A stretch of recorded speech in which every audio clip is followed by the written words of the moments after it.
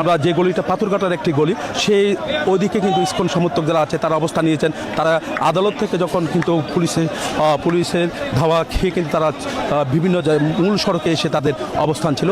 এখনও পর্যন্ত তাদের অবস্থান কিন্তু আমরা দেখছি। তো আমরা পুলিশের সাথে কথা বলেছি, পুলিশ চাচ্ছে কিন্তু আসলে পরিস্থিতি নিয়ন্ত্রণে আনার চেষ্টা করছেন, তবে এখনও পর্যন্ত সেই পরিস্থিতি নিয়ন্ত্রণে আনা সম্ভব। চারিদিক থেকে ঘিরে রেখেছেন, এমনকি আইন শৃঙ্খলা বাহিনী তারও অবস্থান নিয়েছেন, এমনকি এখানে অস্ত্রের ব্যবহার হচ্ছে এমন কথাও কিন্তু আমাদেরকে তারা এখানে স্থানীয় লোকজন যারা নেমেছেন তাদেরকে প্রতিহত করার জন্য, তারা যে নৈরাজ্য সৃষ্টি করেছে সেই নৈরাজ্য প্রতিহত করার জন্য তাদের অবস্থান কিন্তু আমরা দেখছি। এখানে স্থানীয় লোকজন, ব্যবসায়ী সবাই নেমে পড়েছেন, আইন শৃঙ্খলা বাহিনী সবাই নেমে পড়েছেন। তো বিজিবির উচ্চপদস্থ কর্মকর্তা আছেন, দাওয়ার ঘটনা ঘটছে।